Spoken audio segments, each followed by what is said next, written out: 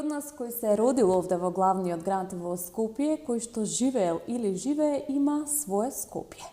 За Скопје во спомените, за Скопје денес, за најгорливите проблеми со кои што се соочува главниот град. За тоа колку локалните проблеми допираат до пратениците во Македонското собрание и за тоа какво е Скопје денес. Дознаваме од пратеничката во Македонското собрание Моника Зајкова и председателка на Либерално-демократската партија. Јас нема да должам во најавата, веднаш ќе се ја поздравам мојата гостинка. Моника, ви благодарам што ја прифативте мојата покана да бидете дел од Скопје ми е дома и токму така да проговориме токму за Скопје. Како сте? Добро и благодарам на можноста, бидејќи навистина сметам дека фалат така по урбани емисии на кои што ќе може низ еден слободен разговор да се детектираат и проблеми, но и решенија за главниот град. Често пати говорите за главниот град. Јас би започнала од вашата пратеничка функција, вашиот пратенички мандат. Која е целта на овој пратенички мандат, Моника? Добро, целта секогаш доаѓа од она што граѓаните го бараат од нас. Сметам дека во овој пратенички мандат она што повеќе треба да се говори и еве нашата цел како либерал-демократи или на мене како пратеник од ЛДП е како да обезбедиме законски иницијативи, мерки со кои што ќе донесеме и еднаков пристап и правда, но и повеќе средства во џебот на граѓаните. Тоа се всушност иницијативи кои што се однесуваат во делот на правосудството, но и иницијативи кои што се однесуваат на економијата. Конкретно во овој мандат често ги говориме и се залагам јас како пратеник, но и партијата за укинување на банкарските провизии на кои што граѓаните можеби па и највеќе и во главниот град се најпогодени. Иако се погодени на целата територија на државата, со кој што кратење или укинување би овозможиле повеќе пари за граѓаните, а помали профити за банките. Кривичниот законник, кој што е многу важен од сите сегменти, бидејќи вие не може да имате развојна економија ако немате правна и сигурна држава, ако законите се менуваат преку ноќ, ако се брише одговорноста на оние кои што највеќе низ децени ја плячкале оваа држава. Така што жените не можам да ги заборам, бидејќи сум жена и сум лично погодена од она што секојдневно го читам во билтените, но и по социјалните мрежи. Повеќе мора да се стави фокус на превенцијата од насилство на жените. Моја идеја беше, која што дојде од форумот на жени на ЛДП, предложена во собранието, електронската нараквица за следење на сторителот на насилство, која за жал не доби поддршка. Меѓутоа еве фокусот го ставам на овие неколку работи кои што сметам дека се и тоа како важни за граѓаните. Колку навистина собранието го слуша гласот на граѓаните, конкретно на засегнатите граѓани со нивните проблеми? Па добро, тоа е сега, знаете како субјективно од пратеник до пратеник. Јас сум еден од пратениците кој што е можеби редок случај кој кога бил во владеачко мнозинство, пркосал на сопственото владеачко мнозинство и со дел од иницијативите не се согласувал и гласал против, односно гласал согласно она што го слуша од граѓаните. Таков случај беше кривичниот законник, иако ЛДП во тој момент беше во владеачкото мнозинство, Моника Зајкова не даде поддршка на тој кривичен законник, не даде поддршка од истите причини за новој кривичен законник, затоа што сметам дека важно е да се слуша, бидејќи народните представници се избрани од граѓаните и треба да ги застапуваат нивните потреби. Имам чувство дека кај нас парламентарната демократија е сватена погрешно и дека повеќе се слуша она што ќе го наложи партијата како став, отколку тоа што го бараат граѓаните од нас пратениците. Имате ли средби со граѓаните, како се одржуваат истите и еве конкретно со кои проблеми се соочуваат граѓаните, односно жителите на главниот град моментно? Па имам чести средби, иако сум пратеник од Скопје, јас немам пратеничка канцеларија, иако по законот нели за пратеници треба да имаме пратенички канцеларија, но собранието имам канцеларија која што е секогаш отворена и секој граѓанин може да ме најде, но и во секојдневието бидејќи често одам во маркети, по градот, шетам околу луѓето. Она што можам да детектирам во последнава година што најмногу ги мачи граѓаните, тоа е нискиот стандард. Значи, буквално секојдневно одам и во Стокомак и во Кам, граѓаните секогаш се зачудени како од каде што купив со 1000 денари, 3 артикли имам во кесата. Значи дека економијата е број 1. За Скопје конкретно има и други градови, но за Скопје можам да кажам, бидејќи тука и работев со граѓанските активисти, проблемот со бездомните животни. Значи не се тука само кучињата и мачињата, туку и многу други категории на животни кои што се засегнати. Меѓутоа, она што можеме да го видиме често е зашто плаќаат градските општини оштети се од каснувања од куќа. И тука проблемот не е во животните, но повторно од дискусиите може да нотираме дека проблемот е во неодговорното сопствеништво и немањето добра контрола од страна на надлежните институции. И нормално број 1, кој што не засега сите, јас си представка поднесов до Народниот правобранител, на која што се уште немам одговор. Тоа е правото на квалитетна и чиста животна средина. Ние секојдневно живееме во загадување, особено во зимските денови. Така, тоа беа и моите начални подточки во мојот концепт загадувањето, јавниот сообраќајен превоз во Скопје. Има ли начални решенија кои што во таа насока ќе се движи главниот град? Како ќе оцените работата на досегашната градска власт која што се смени на последните локални избори? Па добро, јас не гледам дека нешто драстично е променето во Скопје. Скопје повторно е загушено во смет. Са голем дел, да, можеби и одговорноста и на граѓаните, но и институциите мора да најдат соодветни механизми како да се справат со тоа. Загадувањето сведочиме што се случува со Усија и нели постојано се говори за дислокација. Не е тоа ништо ново, затоа што Скопје памети дека Цветан Димов фабриката на Рампа била дислоцирана, но и вајде да не одиме на тоа, бидејќи правнички можеби не е така едноставно кога е нешто во приватна собственост и е монопол, но да видиме колку всушност државните институции ја вршат својата работа и вршат правилна контрола на тој број 1 загадувач. Затоа што сега да не се лажеме, има многу напредни технологии, може тој цела прашина и талок што го гуши Скопје да се направи некој, не знам, воден канал па да завршува во некоја вода, да се таложи наместо во воздухот што го дишаме. Решенијата доаѓаат ако има плодни дискусии и тоа е најчесто работа на советниците во градот Скопје. Нормално не може да се земеме ни ние пратениците, затоа што пратениците во собранието може да поднесат иницијатива за амбиенталниот воздух и сме имале таква во минатиот мандат. Но само со искрен пристап и без популизам може да ги решиме овие најгорливи прашања. Сообраќајниот превоз е директна ингеренција на градот Скопје, но јавниот превоз пак некако тука е испреплетено нели во ингеренција и на националните институции. Јас не гледам дека 30 и јас сум 35 години ќе полнам за некое време, не гледам дека нешто драстично се менува во јавниот превоз. И целата таа мрежа на немање јавен превоз, загадувањето, несоодветното градење низ Скопје или Скопје мислам дека стана нехуман град за живење заради урбанизацијата. Да, како ќе го оцените процесот на урбанизација? Многу лошо, затоа што не сум против развој. Нормално е дека кога ќе одиме во големите европски метрополи гледаме дека тие се развиваат. Меѓутоа Скопје некако се развива неплански. Не се слуша гласот на архитектите, но се слуша само гласот на градежната мафија и оној кој што има повеќе можности, гради кај што ќе стигне, наместо да ги прашаме, нели некогаш имало Кензо Тангена, кој што сме се горделе како Скопјани како проект, сега буквално сведочиме на згради кои што немаат ниту парк, ниту паркинг простор, значи целосна бетонизација, целосно нехумани услови за живот. Велам нехумани затоа што вие кога градите треба да возможите подеднакво да се развива инфраструктурата, значи улиците не може да останат исти за 400.000 жители и за 900.000 жители.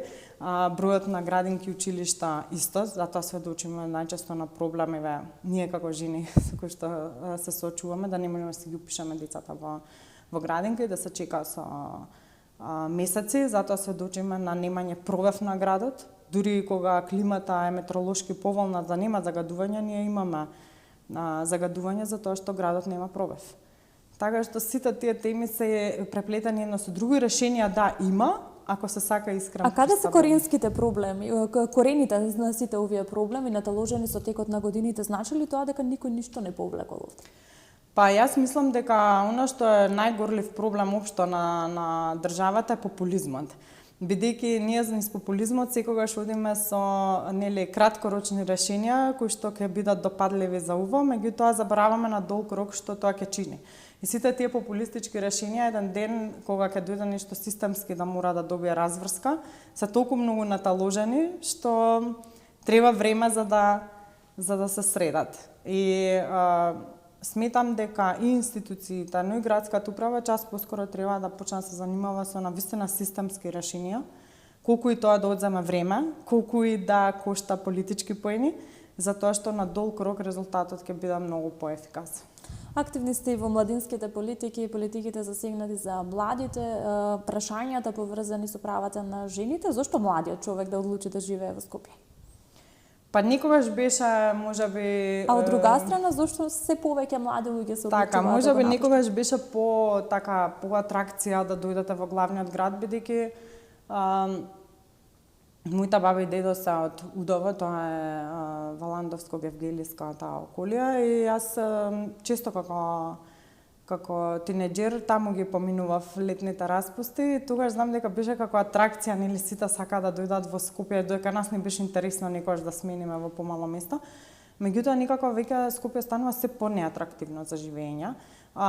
Скопјани ги револтира фактот што Скопје е пренатрупано, што е се сконцентрирано тука, додека пак од друга страна луѓето во другите градови како не знам Битола, Гевгелија немаат соодветен развој, затоа се приморани да мигрираат кон главниот град. Значи пак се враќаме на она дека се е до инфраструктурата. Младиот човек ако некогаш доаѓаше во Скопје заради добриот ноќен живот, сега мислам дека апсолутно го нема ни тој луксус за уживање. И некако чувствувам како градот полека да ни замира во тој дух и енергија. Колку младите се вклучени во процесите на одлучување и донесување на важни политики денес? Не многу. Иако ова можеби лошо звучи што ќе дојде од моја страна како политичар, иако често во политичките кампањи ги говориме за младите, јас сега доаѓам од собранието каде што има седница за конституирање на националното собрание на млади, и може да се види дека и жално што тие прво меѓу себе само дебатираат и не се слушнати од релевантните чинители и институции. Можеби дел од вината имаат и самите тие, затоа што не се доволно организирани добро и скоординирани, но е многу важно да се слуша младинскиот глас, бидејќи тие се не само иднината, туку и сегашноста. Знаете, она што го продуцираме денес, тие утре треба да бидат главните чинители и двигатели на процесот на донесување на одлуки, и ако уште сега ги интегрираме да бидат вклучени во тие процеси, тогаш можеме да си гарантираме сигурна иднина за државата. Како на еден млад човек да му се всади чувството да остане, да работи, да живее и да делува дома, а при тоа ете да не мора да биде партиски, политички ориентиран? Добро прашање. Тоа е прашање што се дискутира низ годините. Секогаш сум се борала и во ЛДП секогаш постоел еден мерит систем. Се борам за тоа квалитетните луѓе да бидат на местото кое што го заслужуваат. И ако само таков систем поставиме да навистина се цени квалитетот, верувајте, не треба ништо да правиме посебно, младите секој ќе го најде своето место. Ние најчесто имаме револт и иселеност кај младите заради тоа што институциите на системот не функционираат на нивото на кое што треба да функционираат, затоа што таа доверба е подкопана и затоа што како ќе инвестира еден млад човек. Сум разговарала со млади, бидејќи постојано сум меѓу младите. Има луѓе кои што имаат своји можеби добро развиени кариери и стигнале до одредено ниво и не гледаат каква инвестиција да направат во државата, да не бидат политички етикетирани, да не бидат рекетирани од институциите. Едноставно и се враќаме повторно на правната држава. Ако немате суд каде да докажете дека вие сте во право и дека утре некој навистина ве малтретирал неосновано, мислам, никој нема да се осмели да инвестира тука и затоа најчесто младите својата среќа бараат надвор. Моника, како е да си жена во политиката? Од многу млади години сте во политиката. Ете да го начнеме и тоа прашање за она со што се соочуваат жените денес во политичкото делување. Па добро, тоа е огромен предизвик и огромна како да кажам, бара огромно трпение, бара подготвеност на најблиските први да се сочуваат со сите напади кои што ќе следат врз вас. Огромен е предизвикот, бидејќи борбата е навистина поголема. Ако доаѓа некоја политика од мажите, многу полесно тоа си поминува низ нивните кулари. Кога доаѓа од страна на жени, секогаш коментарите се погрдни, а не се слуша што всушност е предлогот што доаѓа од таа особа, така што голем предизвик. Меѓутоа, па баш заради тој предизвик сметам дека не треба да се откажеме, дека ни треба се повеќе жени, бидејќи одговорно тврдам дека жените се стварно поодговорни во политиката и помалку подложни на корупција и повеќе некојаш нели викаат ајде жените се емотивни, не баш емотивниот момент ги води на тоа да носат порационални и поздрави одлуки. Јас во најавата напоменав секој од нас кој што се родил овде или можеби имал шанса да живее одреден временски период го чувствува Скопје за свој дом. Колку вие го чувствувате Скопје за дома, какво е Скопје во вашите спомени можеби? Па добро, јас сум тука родена, тука порасната,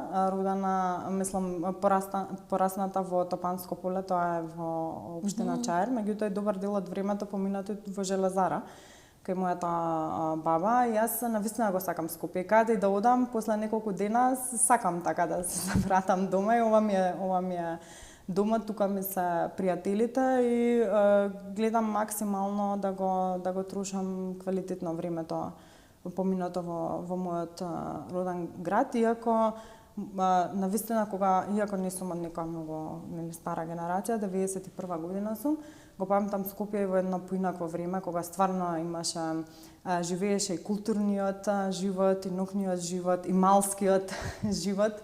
Сега некако постепено сето тоа како да исчезнува, мене ми е навистина криво, бидејќи оние навики скопски кои што си ги имаме да седнеме на кафенце во Дебармало или во кафанче, или потоа да отидеме во добар ноќен клуб или негде на прошетка, стварно е жално да Скопје се менуваше низ текот на годините, се случи еден проект Скопје 2014. Колку се смени градот, како изгледа градот денес во вашите очи? Имате ли вие посебни култни места, обележја во главниот град кои што сакате да си ги посетите? Па добро, Скопје 2014 како проект воопшто не го поддржувам. Сметам дека тоа е навистина најлошиот проект што му се случи на главниот град. Не само што е криминален само по себе, но и лош затоа што изгуби годзама духот на Скопје. Не знам вие која генерација сте, но се сеќавам како на оној дел кај Плочникот доле под плоштад имаше скејт, луѓе доаѓаа со скејтови, па ние се собиравме на клупите доле на кеј како средношколци. И сето тоа некако годзама кога стана Скопје едно градилиште за да се исполни тој проект. Нормално дека секогаш ми било омилен малскиот живот во Чаир. Имам места кои што редовно си пијам кафе, синдикат кафичот, таму може секогаш да ме најдат луѓето. И Боемска улица исто така си ја сакам и знам некогаш да седнам со пријателите. Да, во Скопје има и посебни култни места, обележја старата скопска чаршија, Калето, кањонот Матка. Колку овие места се прашања за реставрација, можеби за промени, за подобар изглед? Јас кањонот Матка навистина многу го сакам и кога имам слободен простор за прошетка, секогаш го користам таму. Самата природа, самата убавина, сметам дека е незаменлива и кога имам, бидејќи ЛДП е меѓународно интегрирана партија, кога имам гости од другите држави, секогаш број еден место ми е кањонот Матка, што мора да го видат. Старата скопска чаршија нормално, таа се уште има душата и животот во себе, нешто што може да се гордиеме. За Калето, иако од детството ми било едно од омилените места кога татко ми и мајка ми ќе ме прошитале за викенди, кога се собира фамилијата, Бев ова лето да го прошетам мојот внук за да му покажам каде всушност јас и татко му ги минувавме викендите.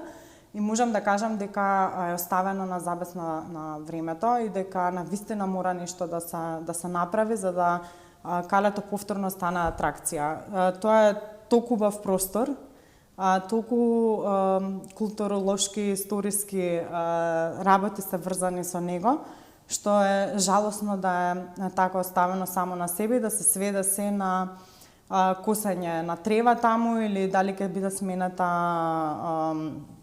уличното осветлување, односно осветлувањето на патиките, бидејќи ако одите во други градови, постојат такви тврдини и многу добро ги чуваат. Дури дел од објектите не бараат ни многу вложување, ни за еден прожектор, сега може и со QR код дигитално да слушнете историјата, да гледате на тие зидини, да се прават одредени настани, бидејќи горе на калето има и мини амфитеатар. И мислам дека не вложуваме доволно во И последните статистички податоци велат дека расте бројот на странски туристи во Македонија, па така и во главниот град. Има ли Скопје денес како главен град што да понуди на оние кои ќе одлучат да го посетат од странство? Има еве сите овие работи кои што ги напоменавме, тука не исклучувам ни планината Водно со Жичара. Туристите сакаат да се качат до горе. Јас често кога одам среќавам во Жичарата луѓе кои што се странци кои што дошле да се качат на врвот на планината. Секогаш мислам камениот мост, чаршијата, тој спој на современото и историјата дава една посебна убавина на градот. Кањонот Матка веќе го напоменав, така што има она што мислам дека недостасува. Ние имаме добра, еве сега некако се вратил на култура на театар, што мене стварно ми се допаѓа, бидејќи сакам и театар и опера, можеби сум една од поретките генерации на млади кои што уживаат во опера и често одат на опера, тоа можеби така затоа што свирам виолина.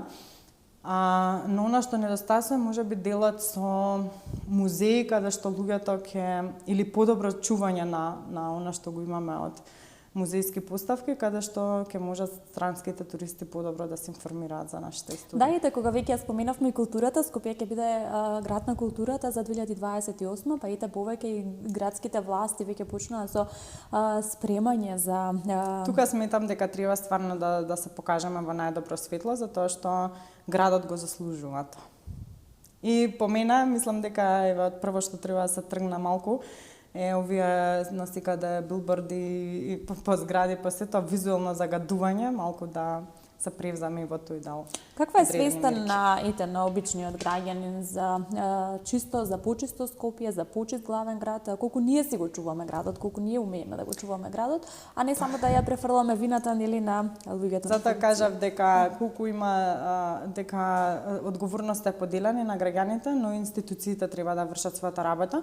Бидејќи од една страна нашата свест мора да признаеме дека е многу ниска за чување на она што нас не значи. Да тргнеме од најважните места, еве често ги гледаме и оние репортажи кои што се снима под камениот мост, како изгледа сето тоа. Но од друга страна и недоволно се прави од институциите, бидејќи еве ако одите во други метрополи како Рим, како Брисел, и тие генерално кога ќе видите на во одреден дел од денот доста изгледаат приливно, но за сабајлето све тоа се чисти, се сервисира. Сега нормално дека и свеста малце треба да проработи и можеби тука треба да размислиме како пратеници. Јас и во минатиот мандат го говорев тоа, кога работев шеф на кабинет во Министерството за локална самоуправа, го подготвивме законот за комунална полиција, бидејќи на некој начин, ако веќе свеста само по себе не проработува, тогаш мора некако институционално да ја покренем. Да, за комуналната полиција дел од советниците чиноми во скопските општини излегува со предлози. Да, но тоа е закон кој што мора да оди институционално да биде донесен во собранието и подоцна да се спроведува. Колку Скопје е тема во македонското собрание? Колку сте активни со пратенички прашања и иницијативи поврзани со главниот? Па добро, собранието повеќе генерира и национални теми кои што ги засегаат сите граѓани. Не само скопјани, јас сум пратеник од изборна единица 1, па мене посебно ми лежи она што ги мачи скопјани и гледам во тој дел повеќе да бидат во таа насока делувањето, иако имам иницијативи што ги засегат сите граѓани, но напоменав, навистина она што е преоптеретувањето на градот е најгорлив проблем на скопјани и скопјани стварно не живеат во квалитетни услови за живот и тоа мора час поскоро да се промени. Не знам, ако тргнете од клиника па надале, се едноставно создава поголема и поголема нервоза и мислам дека на ова треба стварно да поработиме. Сите заедно, без разлика, град Скопје или националните институции. Оптимист ли сте дека во следните години ќе се решат првично конкретните проблеми и сликата за главниот град ќе биде подобра? Добре, по природа сум оптимист и не само што сум оптимист, туку и се борам работите да станат подобри, затоа што јас живеам во Скопје, моето семејство живее во Скопје, ми значи моите пријатели да останат тука и сакам да живеам во убав град, бидејќи си го паметам градот каков беше, знам дека можеме и повеќе и подобро и едноставно и заслужува и Скопје и државата многу повеќе и подобро. Моника, и при самиот крај, кои се вашите следни амбиции, ќе ве запрашам? Па добро, за сега нормално станувам да го вршам пратеничкиот мандат, но за понатаму ќе видиме. Многу ви благодарам за денешниот разговор, ви благодарам што бевте дел од Скопје ми е дома, проговоривме за главниот град, за спомените, меѓутоа и за проектите и оние клучни проблеми со кои што се соочуваат скопјани. Ви посакувам успешна работа и да се гледаме за важни теми. Благодарам на можноста. Скопје ми е дома со пратеничката во Македонското собрание Моника Зајкова. Почитувани гледачи, се надевам дека бевме интересни и дека го задржавме вашето внимание. Ви благодарам за вниманието, се гледаме наредната седмица во истиот термин на Вистинска телевизија. Таму е Скопје, град мој убав лише, што ми расте сни. Вечно